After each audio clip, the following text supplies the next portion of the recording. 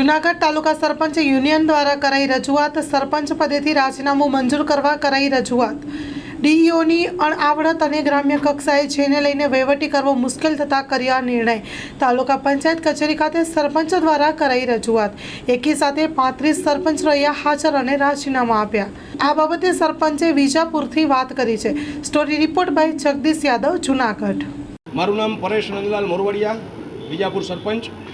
આજ રોજ અમે જૂનાગઢ સરપંચ યુનિયન દ્વારા જેમાં 35 સરપંચો હાજર રહી સર્વે સરપંચોએ વહીવટી તંત્રના ત્રાસથી આજ રોજ રાજીનામું આપેલ છે બધા સરપંચોએ, અને 58 ગ્રામ પંચાયતોના સરપંચોએ આમાં સહમતિ દર્શાવેલ છે।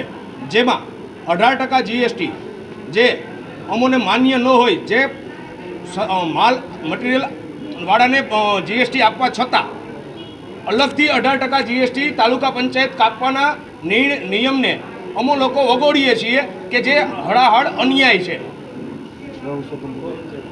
બીજું, ગૌચરની જમીન સરપંચની સત્તા હોય, જે સરપંચને દૂર કરવાની હોય, પરંતુ ગૌચરમાં ક્યાંય આખા જૂનાગઢ તાલુકામાં હદ નિશાન નથી।